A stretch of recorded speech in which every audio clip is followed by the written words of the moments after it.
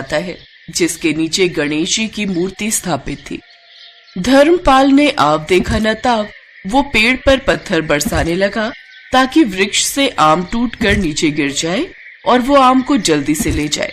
इसी जल्दबाजी में आम तो टूट गया, पर एक पत्थर भगवान गणेश की मूर्ति को लग गया, जिससे भगवान गणेश प्रकट हुए और क्रोधित होकर उन्होंने साहूकार को श्राप दे दिया।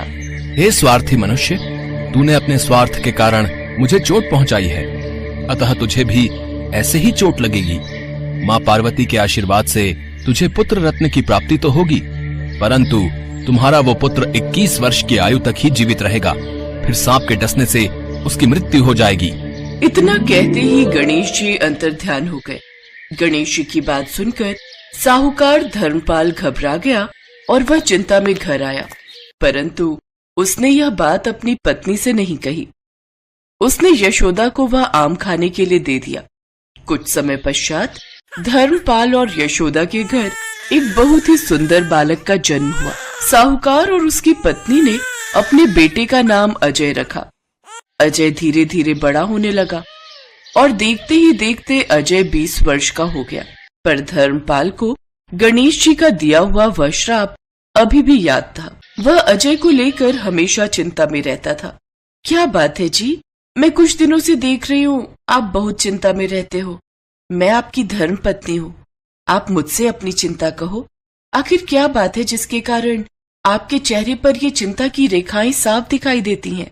यशोदा, मैं तुम्हें ये बात बहुत पहले ही बताना चाहता था, पर मेरे साथ साथ तुम भी चिंता में आ जाओ, मैं ये नहीं चाहता था। और हम दोनों को चिंता में देखकर हमारा बेटा अजय भी परेशान हो जाए, ये मुझसे देखा नहीं जाएगा।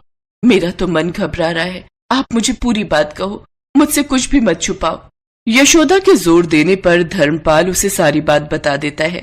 सुनिए, अखंड सौभाग्य देने वाली माँ मंगला गौरी के आशीर्वाद से ही हमें हमारा पुत्र प्राप्त हुआ है, तो क्यों ना हम अपने पुत्र के लिए एक ऐसी ही वधू ढूंढे जो माँ मंगला गौरी की भक्त हो।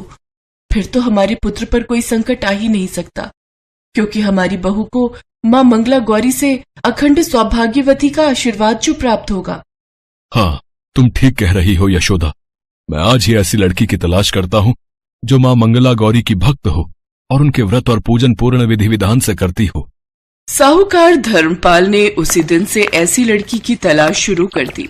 एक दिन, पंडित जी, सावन का पहला मंगलवार कब पड़ रहा है? मुझे इस बार भी माँ मंगला गौरी के व्रत करने हैं। बेटी, अगले मंगलवार से ही माँ मंगला गौरी व्रत प्रारंभ है।